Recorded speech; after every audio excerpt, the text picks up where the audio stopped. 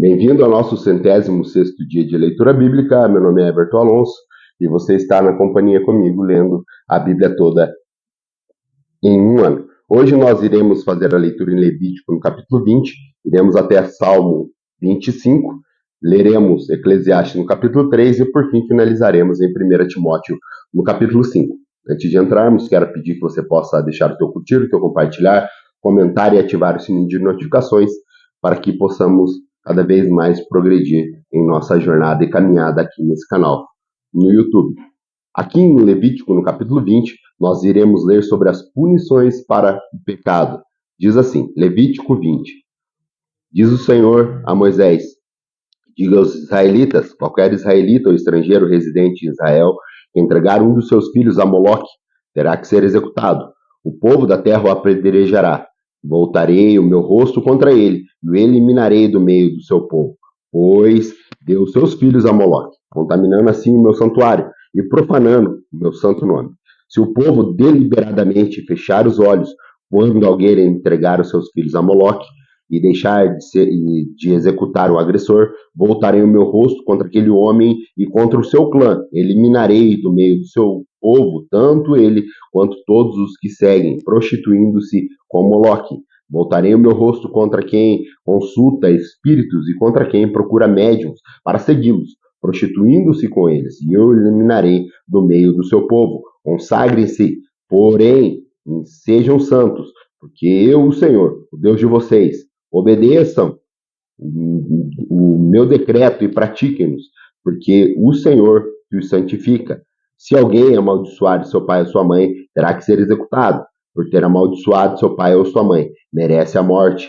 Se um homem cometer adultério com a mulher de outro homem, com a mulher de seu próximo, tanto o adúltero quanto quem adultera terão que ser executados. Se um homem se deitar com uma mulher de seu pai, desonrou o teu pai, tanto o homem quanto a mulher terão que ser executados, pois merecem a morte. Se um homem se deitar com a sua nora, ambos terão que ser executados. O que fizeram é depravação, merecem a morte. Se um homem se deitar com outro homem, como quem se deita com uma mulher, ambos praticarão um ato repugnante e terão que ser executados, pois merecem a morte. Se um homem tomar a mulher e a mãe dela comete perversidade, tanto ele quanto ela serão queimados com fogo, para que não haja perversidade entre vocês.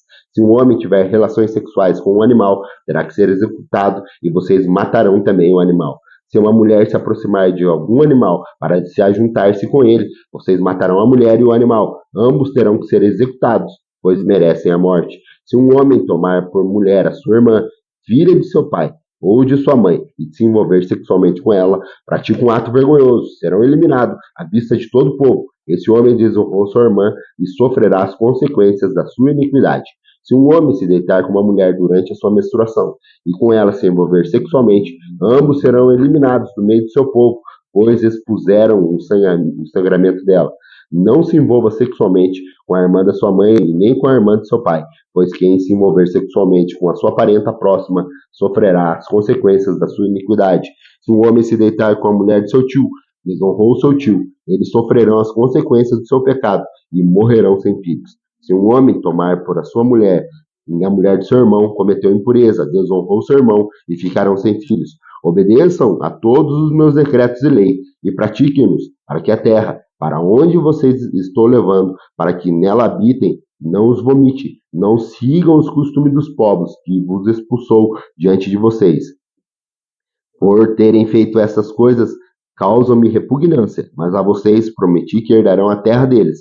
Eu a darei a vocês como herança, terra onde há leite e mel com fartura. Eu sou o Senhor, o Deus de vocês, que os separou dentre os povos. Portanto, façam separação entre animais puros e impuros, e entre as aves puras e impuras. Não se contamine com os animais ou aves, ou com qualquer criatura que se mova rente ao chão, os quais separei de vocês, para serem eles impuros. Vocês serão santos para mim, porque eu, o Senhor, sou santo e os separei dentre os povos para serem meus. Os homens ou mulheres que entre vocês forem médios ou consultarem os espíritos terão que ser executados e serão apedrejados, pois merecem a morte.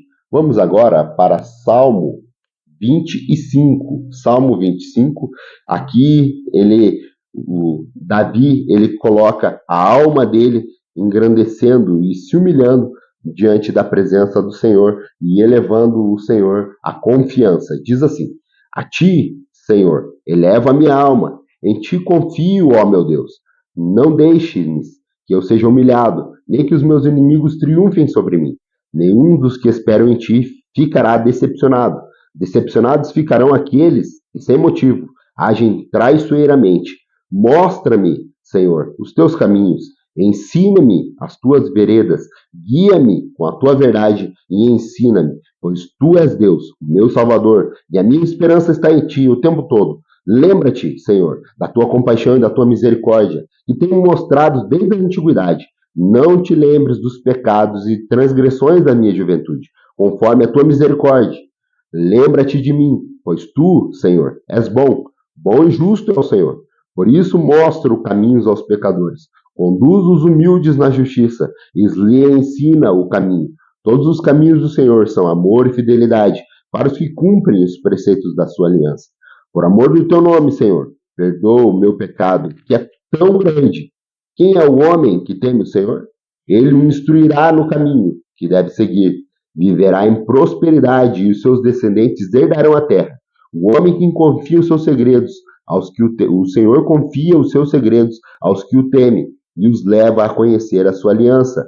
Os meus olhos estão sempre voltados para o Senhor, pois só Ele tira os meus pés da armadilha.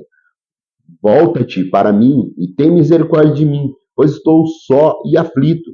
As angústias do meu coração se multiplicaram. Liberta-me da minha aflição. Olha para a minha tribulação e o meu sofrimento e perdoa todos os meus pecados. Vê como aumentaram os meus inimigos e com fúria me odeiam. Guarda a minha vida e livra-me. Não me deixes decepcionado, pois eu me refugio em ti. Que a integridade e a retidão me protejam, porque a minha esperança está em ti. Ó Deus, liberta Israel de todas as suas aflições. Vamos agora para o livro de Eclesiastes, no capítulo 3, que também é bastante conhecido, pois aqui ele vai dizer que há um tempo determinado sobre todas as coisas na terra. Eclesiastes, capítulo 3, verso 1. Para tudo há uma ocasião certa, há um tempo certo para cada propósito debaixo do céu.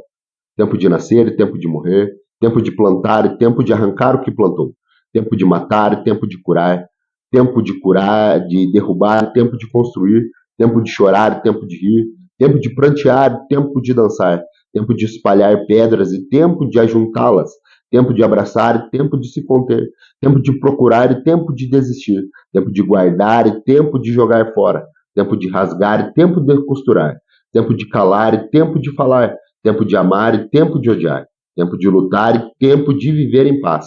O que ganha o trabalhador com todo o seu esforço? Tenho visto o fardo que Deus impôs aos homens. Ele fez tudo apropriado ao seu tempo. Também pôs no coração do homem um anseio pela eternidade. Mesmo assim, ele não consegue compreender inteiramente o que Deus fez. Descobri que não há nada melhor para o homem do que estar feliz e praticar o bem enquanto vive.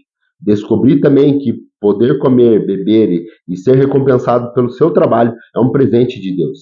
Sei que tudo o que Deus faz permanecerá para sempre.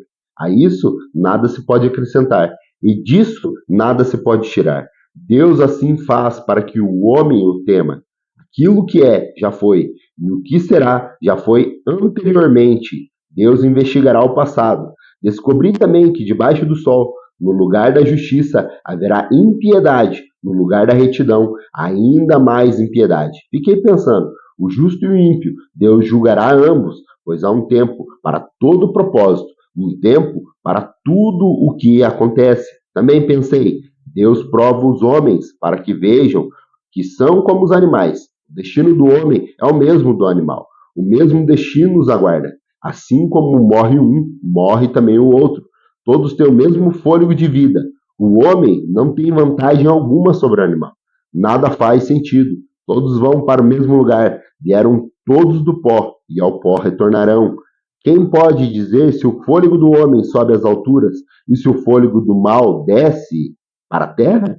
Por isso concluí que não há nada melhor para o homem do que desfrutar do seu trabalho, pois essa é a sua recompensa. Pois quem poderá fazê-lo ver o que acontecerá depois de morto? Vamos agora para a nossa última leitura do dia de hoje. Está lá em 1 Timóteo, no capítulo 5, aonde o apóstolo Paulo ele traz conselhos práticos acerca das viúvas, dos líderes e dos escravos. Diz assim, 1 Timóteo 5, não repreenda asperamente o homem idoso, mas exorte-o como se ele fosse seu pai. Trate os jovens como irmãos, e as mulheres idosas como mães, e as moças como as suas irmãs, com toda a pureza. Trate adequadamente as viúvas, que são realmente necessitadas. Mas, se uma viúva tem filhos ou netos, que estes aprendam primeiramente a pôr a sua religião em prática, cuidando da sua própria família e retribuindo o bem recebido de seus pais e avós. Por isso, pois isso agrada a Deus. A viúva realmente necessitada e desamparada põe a sua esperança em Deus e persiste dia e noite em oração e em súplica. Mas a que vive para os prazeres, ainda que esteja viúva, está morta. Dê-lhes esta ordem, para que sejam irrepreensíveis. Se alguém não cuida dos seus parentes, e especialmente dos da sua própria família, negou a fé e é pior do que um descrente. Nenhuma mulher deve ser inscrita na lista das viúvas, a não ser que tenha mais de 60 anos de idade, tenha sido fiel ao seu marido e seja bem conhecida por suas boas obras, tais como criar os filhos, ser hospitaleiras, lavar os pés dos santos, socorrer os atribulados e dedicar-se a todo tipo de boa obra. Não inclua nessas listas as viúvas mais jovens, pois, quando seus desejos sensuais superarem a dedicação a Cristo, querem se casar. Assim, elas trazem condenação sobre si por haverem rompido seu primeiro compromisso. Além disso, aprendem a ficar ociosas, andando de casa em casa, e não se tornam apenas ociosas, mas também fofoqueiras e indiscretas, falando coisas que não devem. Portanto, aconselho que as viúvas mais jovens se casem e tenham filhos, administrem as suas casas e não deem ao inimigo nenhum motivo para maledicência. Algumas, na verdade, já se desviaram para seguir a Satanás. Se alguma mulher crente tem viúvas em sua família, deve ajudá-las. Não seja a igreja sobrecarregada com elas, a fim de que as viúvas realmente necessitadas sejam auxiliadas. Os presbíteros que lideram bem as igrejas são dignos de dupla honra, especialmente aquele cujo trabalho é a pregação e o ensino, pois as escrituras diz: não amordace o boi enquanto está debulhando o cereal, e o trabalhador merece o seu salário. Não aceite acusação contra um presbítero, e não, se não for apoiado por 2 ou 3 testemunhas. Os que pecaram deverão ser repreendidos em público, para que os demais também temam. Eu o exorto solenemente diante de Deus, de Cristo Jesus e dos anjos eleitos. E aqui procure observar essas instruções sem parcialidade, e não façam nada por favoritismo. Não se precipite em impor as mãos sobre ninguém, e não participe dos pecados dos outros. Conserve-se puro, não continue a beber somente água. Tome também um pouco de vinho, por causa do seu estômago e das suas frequentes enfermidades. Os pecados de alguns são evidentes, mesmo antes de serem submetidos a julgamento, ao passo que os pecados de outros se manifestem posteriormente. Da mesma forma, as boas obras são evidentes, e que os que não fazem não podem permanecer em oculto. Muito obrigado pela tua companhia. Aguardo você amanhã para mais um dia da nossa leitura bíblica. Estamos caminhando para ler a Bíblia toda em um ano. É um prazer ter a tua companhia. Até amanhã, se assim Deus nos permitir.